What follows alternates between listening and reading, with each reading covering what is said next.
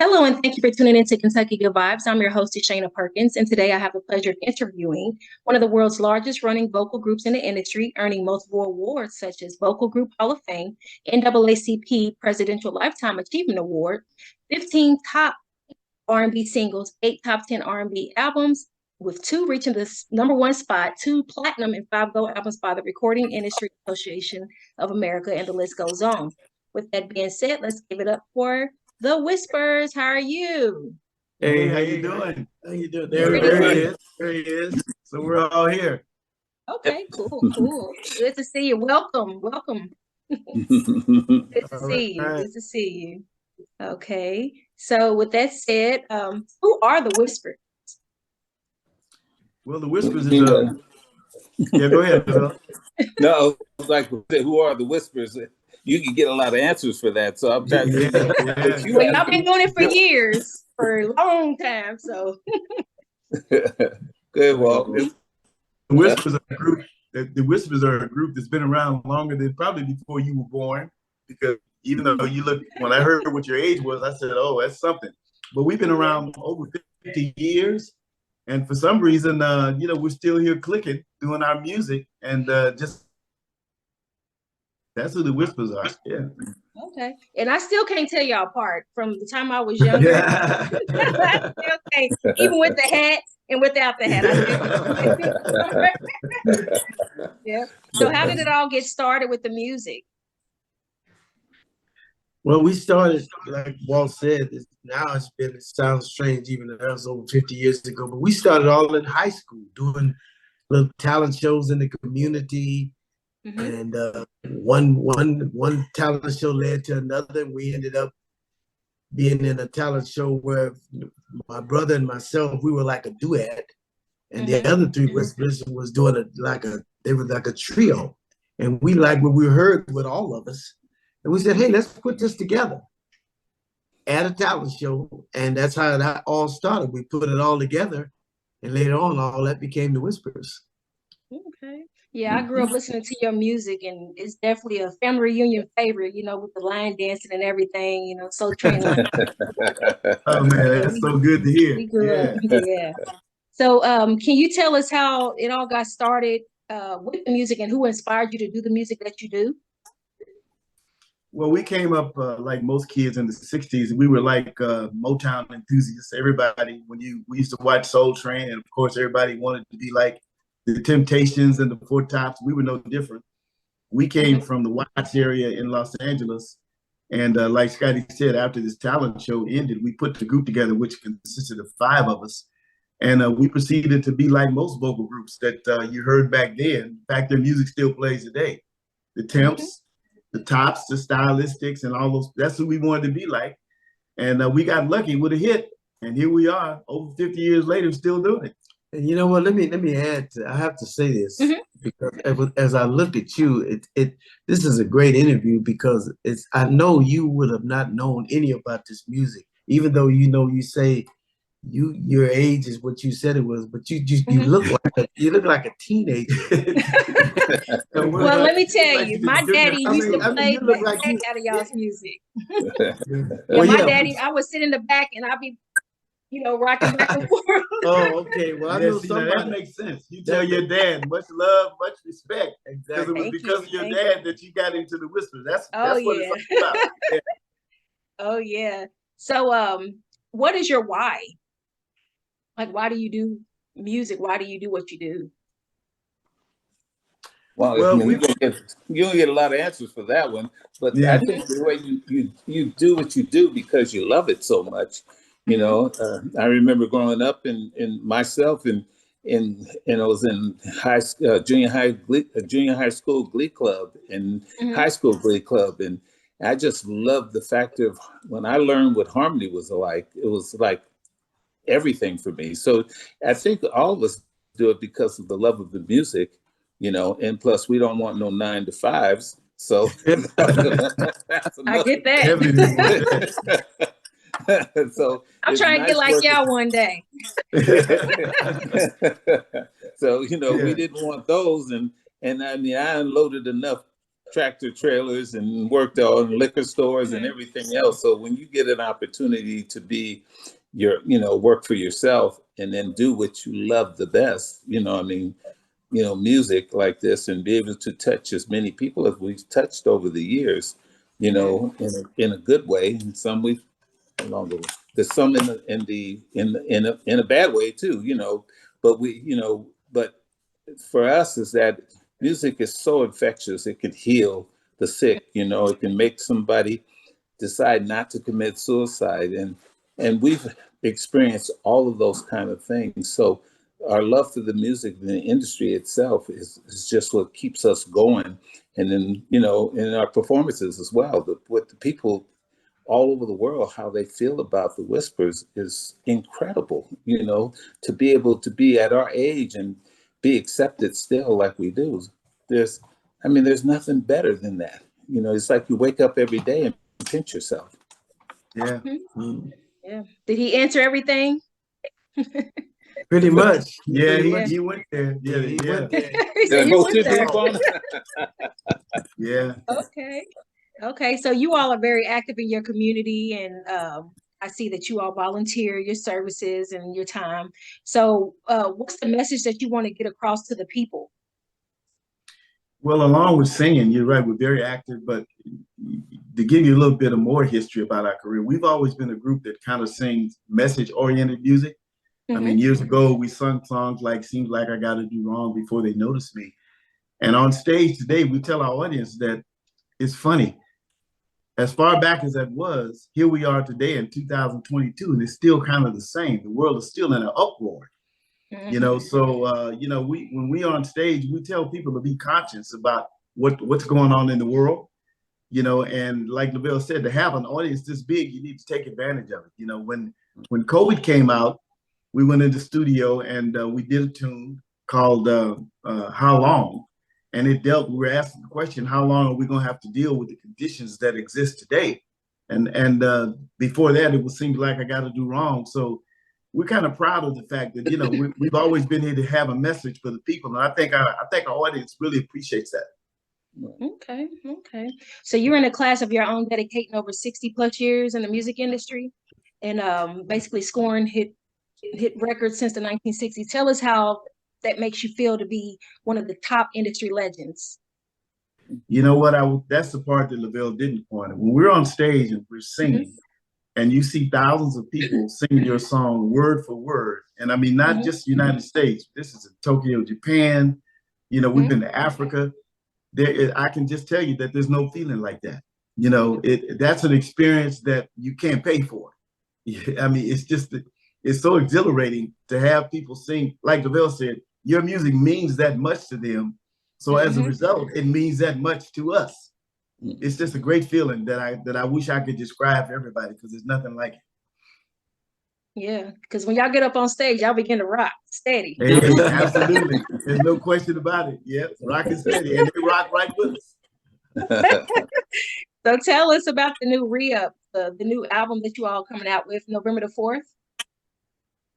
Well, November the 4th, we're hoping to come with what we did is we went back and we started recording our catalog from scratch. And November 4th, we're going to be releasing the second cut from the tune that we just cut. So it's not an album release, it's a redo by the Whispers that's already been done. The only difference is that this belongs to the Whispers 100%. It doesn't belong to anybody else. So that's what we're so excited about. Okay, yeah. Okay, keeping it all to yourself. Okay, I yeah, but absolutely. We ain't sharing it this time. The first time we had to share, we ain't sharing it this time.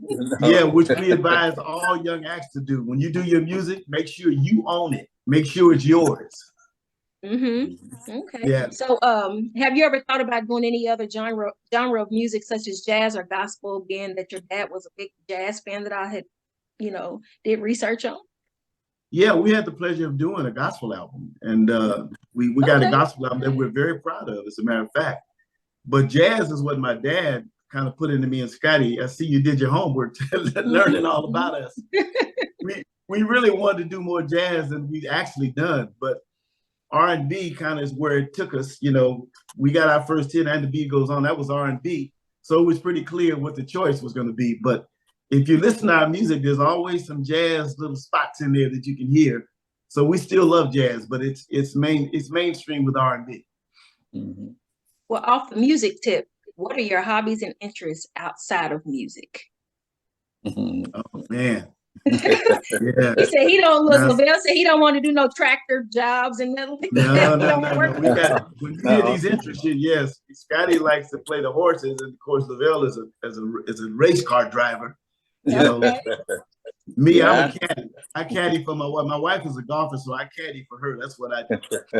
Oh, yeah, we all have our differences. Baby, I caddy. I got it right here. Yeah. Absolutely. And then plus, besides, you know, my love of cars, every kind of car there is, antique cars, you know, hot rods, all of that kind of stuff. I also fly helicopters in between my gigs with the Whispers, which they don't particularly care for. But no, I've been trying to get him to stop doing that for a long time. But I do that, you know, because, you know, it's something that I love doing and giving back to the community. When you talked about giving back to the community, you know, I'm doing some EMS flying now, where it's, you know, you fly, pick up patients on highways and wherever you can land to pick them up. So I've been dabbling in that, you know, just for a while. And, you know, I kind of love it because it's a way of giving back to the community as well. So you're part of the medical field? Yeah, I mean, you know, EMS pilot. I'm the one that gets them to the hospital. Okay. And you know, and they only call us when it's critical. So, you know, we land on freeways, high schools, you know, parks, wherever we have to land to bring that patient, pick up that patient. So I just started, you know, dwelling in that a little bit, you know, because of COVID, of course, because we were sitting on our butts watching the walls grow. So I said, I need to be doing something else, like everybody. So that's what I do to kind of get back to the community as well.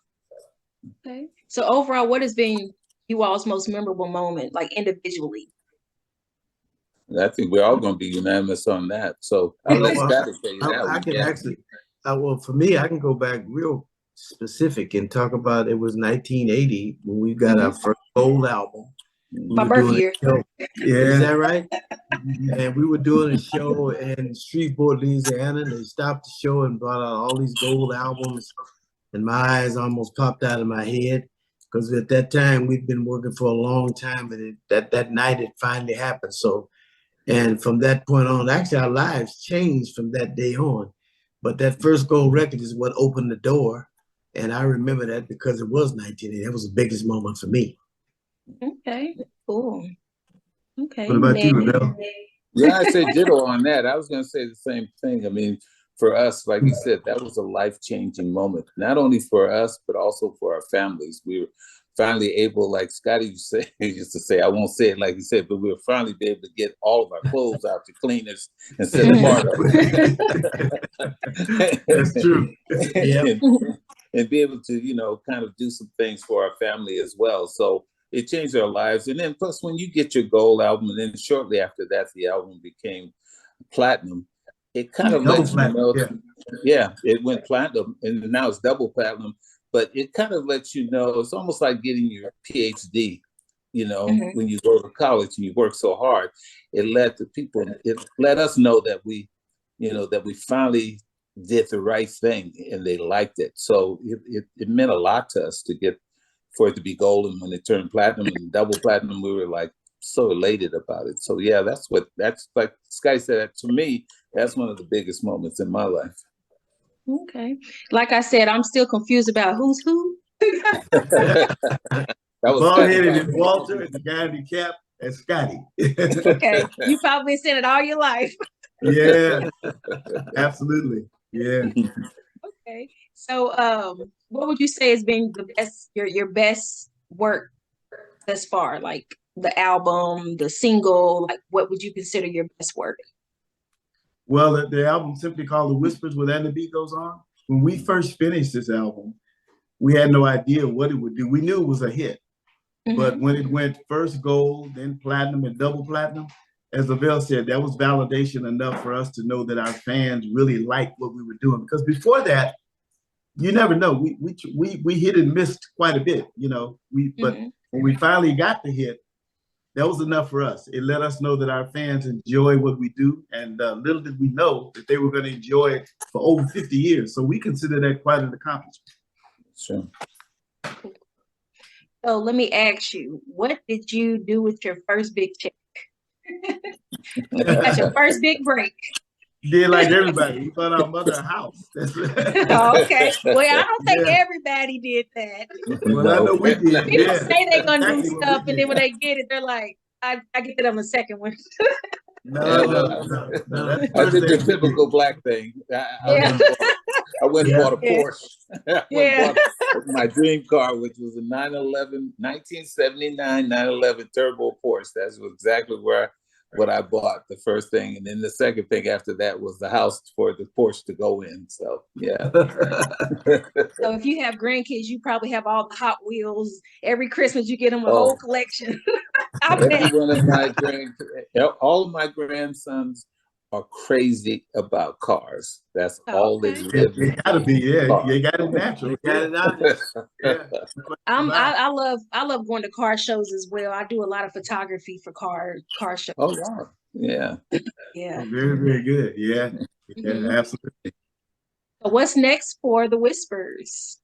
Well, we're gonna be out on tour. We've been touring a little this year. We're gonna be out on tour in the month of November. And we're doing a couple of dates in December 9th and 10th. And then we're going to do what we always do. We kind of shut it down and then start back again in January, February of 23. So that's kind of that's what we do that every year. That's what it's going to be like this year. Okay. So do y'all have any words of advice for those seeking to get into the music industry? Oh, I'm glad you asked that. Great question. We try to tell all young people, because sometimes, you know, with this business, sometimes it happens quick. Well, with your generation, it does happen quick. With our generation, we had to go through some things. But I would say to all young Black acts in particular, don't give up on your dream. Sometimes you feel like you want to say, you know what, the heck with this. We look at the Whispers as an example. I'm telling you, if you want it bad enough and you really real about it, don't give up on it. But now, on the other hand, if you know young kids, they like to do this for the fame. If you're not serious about this, go get you a college degree and get you a job and be successful. But like Scotty said, if you're really serious and you believe in your talent, don't give up. Don't let nobody talk you out of it, because believe me, a hit can come when you least expect. That's what happened with us. We had been recording for over 9 or 10 years before we got And the Beat Goes On. And our parents told us, you know what, it's time for y'all to get some jobs because this ain't working. Well, lo and behold, we go to the studio in 1979 and 80. And next thing you know, we got And the Beat Goes On, it's double platinum, and the rest is history. So don't give up. And he says, don't give up on your talent. We might as well be honest and say, if you have talent, yeah, you know, because for some reason, the reason why I said that, because some young people, you know, they listen to the ego and they don't listen to the real truth. You know, it's like the father's telling you about how great his son sings, and when you see the son, you say, well, you didn't realize. So if you have a talent, believe in it, don't give up. But if you don't, like Walt said, go get that degree and then do something else. And see, that was a twin moment. They said the same thing. I'd say last but least is, you know, for me, I think that, you know, there's enough Beyoncés, there's enough Ushers, there's enough Bruno Mars. Try to be yourself. You know, a lot of acts today, they want to be clones of other people. So when you listen to the radio, you don't know who's who. Try to eke out your own identity. You know, I tell a lot of, you know, I talk to a lot of my children's friends. I said, when you heard the Temptations, or you heard the Stylistics, or the Delphonics, or the Four Tops, you knew exactly who they were because they worked on their own craft and they came up with their own identity. I think it's very important for the young acts today to do that. Come up with your own identity, and when you wind up having that hit, if you ever get that hit, take advantage of it. Don't go out here and do like I did and buy a bunch of cars and a bunch of stuff. Go out there. But you still have some of those cars to fall back on, yeah, right? I still have them. Yeah. I'm like, if you obsessed with cars, I know you ain't getting rid of none of them. You're right. It's like people that's hoarders. They're like, I can use that for something. Somebody else can use that because they don't want to get rid of it. I'm her. That's true. That's true. You fall in love with them, but then you don't want to give them up. But you get older, you get smarter, and you say to yourself, what's more important? Owning up a bunch of real estate so I don't ever have to work again, or owning a business of some nature, or developing something that you can sell for the rest of your life is very, very important, because you can go get diamond rings and watches and all that kind of stuff. But when the dust clears, you're going to wind up having to sell that to survive. So, make the right investments. And, when you have this chance, because they have so much bigger opportunities than the Whispers have. When you wind up having a hit record today, you make real money. I mean, these kids today can wind up having a hit and come out of there with $5-6 million, and if they don't wind up having several hits on that album, they can be rich overnight, but generally they don't do the right thing about it. So be responsible. Make sure, that you invest right so that, you can have whatever you have for the rest of your life.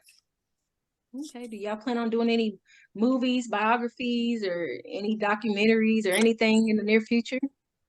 No, not right now. What we really want to do now, the focus of our attention now, is to redo our catalog.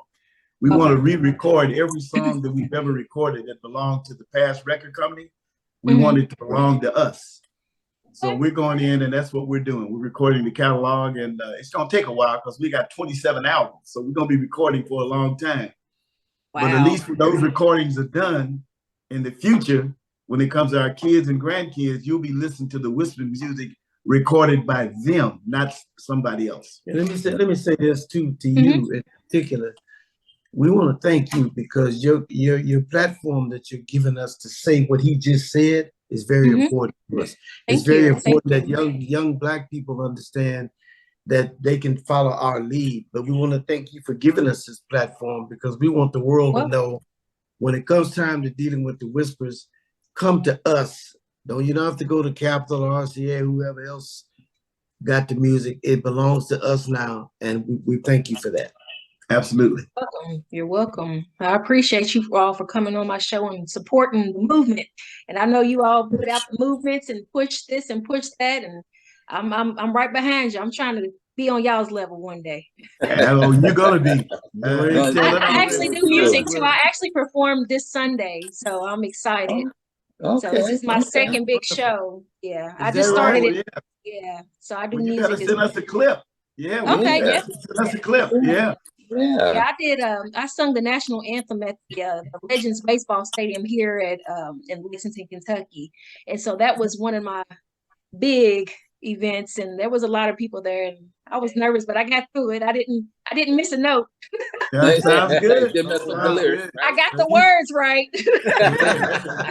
you know, Black folks, they wait for you to mess up. No. I'm gonna be all right. Yeah. You're gonna be fine. Okay, well, I appreciate you all for coming on my show and interviewing with me, and I look forward to following up with you in the near future. And once again, how can folks get in touch with you if they want to ask you questions, or do you all have like a day where you are on social media where they ask me anything type things about the music industry or anything like that? Yeah, we're on all the platforms, but the hookup that you dealt with to get this interview, go to them. They can give you all the information on us because we're on all the platforms, but they can give it. They can be very specific and give you everything that you need. Yes, definitely. Cool. Well, once again, thank you all, and I appreciate you for getting on here. It's such an honor, and it was my pleasure. Thank you for having you. All right. All right. We'll look forward to seeing you again. All right.